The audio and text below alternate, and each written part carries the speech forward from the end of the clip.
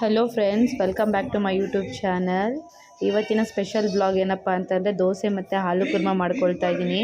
ಅದಕ್ಕೆ ಬೇಕಾಗಿರೋವಂಥ ಇಂಗ್ರೀಡಿಯೆಂಟ್ಸ್ ಬಂದು ಆಲೂಗೆಡ್ಡೆ ಮತ್ತು ದಪ್ಪದ ಕಟ್ ಮಾಡಿರೋ ಟೊಮೊಟೊ, ಈರುಳ್ಳಿ, ಬೆಳ್ಳುಳ್ಳಿ, ಹಸಿಮೆಣ್ಸಿನ್ಕಾಯಿ ಮತ್ತು ಚಿಕ್ಕ ಚಿಕ್ಕದಾಗಿ ಸ್ವಲ್ಪ ಈರುಳ್ಳಿ ಮತ್ತು ಟೊಮೊಟೊ ಕಟ್ ಮಾಡ್ಕೊಂಡಿದ್ದೀನಿ, ತೆಂಗಿನಕಾಯಿ, ಶುಂಠಿ. ಸೊ ಇದನ್ನು ರುಬ್ಕೋಬೇಕು. ಸೊ ರುಬ್ಕೊಳ್ಳೋದಕ್ಕೆ ಏನೆಲ್ಲ ಮಸಾಲೆಗಳನ್ನ ಬೇಕು ಅಂತ ಬನ್ನಿ ನೋಡೋಣ.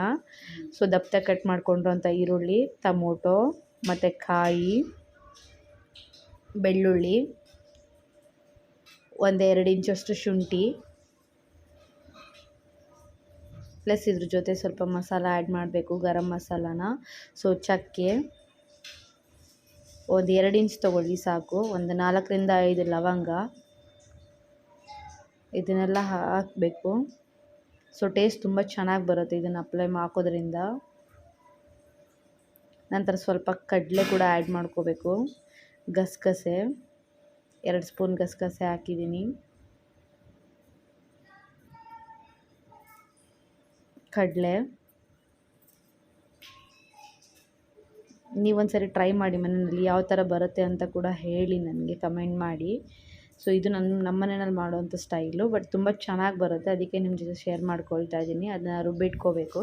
ನಂತರ ಕಡಾಯಿ ಇಟ್ಕೊಂಡು ಒಂದು ಸ್ವಲ್ಪ ಎಣ್ಣೆ ಬಿಟ್ಟು ಎಣ್ಣೆನ ಕಾಯ್ಲಿಕ್ಕೆ ಇಡಬೇಕು. ಕಾದ ನಂತರ ಸ್ವಲ್ಪ ಜೀರಿಗೆ, ಕಟ್ ಮಾಡಿ ಇಟ್ಕೊಂಡಿರೋಂತಹ ಹಸಿಮೆಣ್ಸಿನ್ಕಾಯಿ, ಉದ್ದು ಕಟ್ ಮಾಡಿ ಇಟ್ಕೊಂಡಿರೋಂಥ ಈರುಳ್ಳಿ ಮತ್ತು ಟೊಮೊಟೊ ಎರಡನ್ನೂ ಹಾಕಿ, 1 ಇಂಚು ಚಕ್ಕೆ, 2 ಲವಂಗ. ಅಲ್ಲಿ ಯಾಕಂದರೆ ರುಬ್ಬೋದಕ್ಕೆ ಹಾಕಿರ್ತೀವಿ ಆಲ್ರೆಡಿ, ಇಲ್ಲೇನು ಜಾಸ್ತಿ ಬೇಕಾಗಲ್ಲ, ಜಸ್ಟ್ ಫ್ಲೇವರ್ಗೋಸ್ಕರ, ಅದು ಫ್ರೇಗ್ರೆನ್ಸ್ಗೋಸ್ಕರ ಹಾಕ್ಕೊಳ್ಳೋದು ಅಷ್ಟೇನೆ.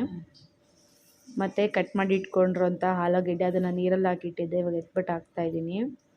ಆಲೂಗೆಡ್ಡೆ ಸ್ವಲ್ಪ ಮೆತ್ತಗೆ ಬೇಯಬೇಕು. ಇದನ್ನು ಬೇಯಿಸ್ಬಿಟ್ಟು ಕೂಡ ಹಾಕ್ಕೋಬೋದು, ಬಟ್ ನಾನು ಹಾಗೆ ಹಾಕಿದ್ದೀನಿ, ಯಾಕಂದರೆ ಆಲೂಗೆಡ್ಡೆ ಬೇಗ ಬೆಂದೋಗುತ್ತೆ. ಸ್ವಲ್ಪ ಉಪ್ಪು ಹಾಕ್ಕೊಂಡೆ, ಇವಾಗ ಸ್ವಲ್ಪ ಹಾಕಿರ್ತೀನಿ, ಆನಂತರ ಟೇಸ್ಟ್ ನೋಡ್ಕೊಂಡು ಮತ್ತೆ ಹಾಕ್ಕೊಳ್ತೀನಿ.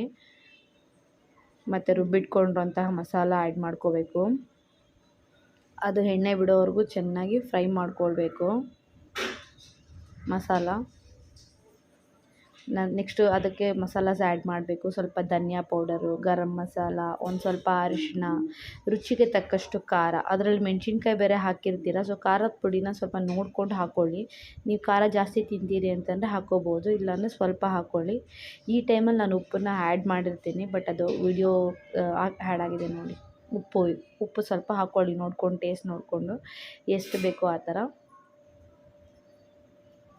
ಮತ್ತು ನೀರನ್ನು ಆ್ಯಡ್ ಮಾಡ್ಕೊಳ್ಳಿ, ನಿಮ್ಮ ಕನ್ಸಿಸ್ಟೆನ್ಸಿ ಯಾವ ಥರ ಬೇಕು ಅದನ್ನು ನೋಡಿಕೊಂಡು ಆ್ಯಡ್ ಮಾಡ್ಕೊಳ್ಳಿ. ಬಟ್ ತುಂಬ ಚೆನ್ನಾಗಿರುತ್ತೆ ಟೇಸ್ಟು. ಜಸ್ಟ್ ಟ್ರೈ ಮಾಡಿ ಒಂದು ಸರಿ. Thank you for watching.